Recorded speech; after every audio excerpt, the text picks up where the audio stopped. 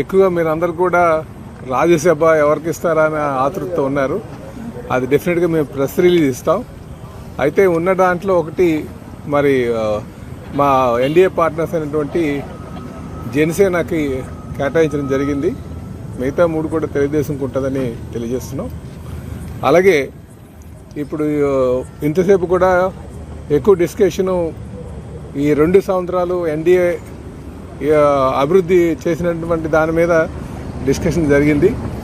అలాగే దాన్ని ప్రజల్లోకి ఏ విధంగా తీసుకువెళ్ళాలి, ఎందుకంటే రేపు 12వ తారీఖు వస్తే 2 సంవత్సరాలు పూర్తవుతున్నటువంటి నేపథ్యంలో, అలాగే కేంద్రంలో బీజేపీ పార్టీ నరేంద్ర మోడీ గారి సారథ్యంలో మరి 9వ తారీఖుకి 2 సంవత్సరాలు పూర్తి అవుతున్నటువంటి నేపథ్యంలో ఉమ్మడిగా తీసుకొని కార్యాచరణ రూపొందించుకున్నాం.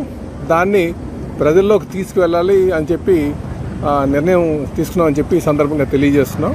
అలాగే ఇందులో 3 పార్టీలు కూడా రేపు 9వ తారీఖున తిరుపతిలో వెల్ఫేర్ మీద, అలాగే 12వ తారీఖున అమరావతిలో గవర్నెన్స్ మీద, 15వ తారీఖున విశాఖపట్నంలో డెవలప్మెంట్ మీద, అభివృద్ధి మీద కార్యక్రమం తీసుకుంటున్నామండి. దాంతోపాటు మిగతా రోజులు ఏదైతే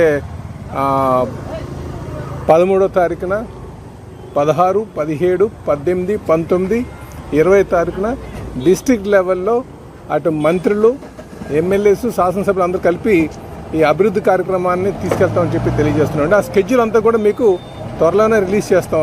మీకు ఈరోజు ఈవినింగ్ కానీ, లేట్ నైట్ కానీ, లేకపోతే రేపు మార్నింగ్ కానీ పూర్తిగా ఈ స్కెడ్యూల్ అంతా రిలీజ్ చేస్తాం. అయితే ఈరోజు ముఖ్యంగా ఇది ఈ 2 సంవత్సరాల అచీవ్మెంట్ని ప్రజల్లోకి తీసుకువెళ్లాలన్న దాని మీద ఎక్కువగా చర్చించుకోవడం జరిగిందని చెప్పేసి ఎన్డీఏ పార్ట్నర్స్ మధ్య చర్చ జరిగిందని చెప్పి ఈ సందర్భంగా తెలియజేస్తున్నాం. దీంతోపాటు స్పెషల్ ఇంటెన్సివ్ రివిజన్ ఏదైతే ఓట్ల కార్యక్రమం ఉందో దాని మీద కూడా డిస్కషన్ జరిగిందని చెప్పి తెలియజేస్తున్నాను. నమస్కారం.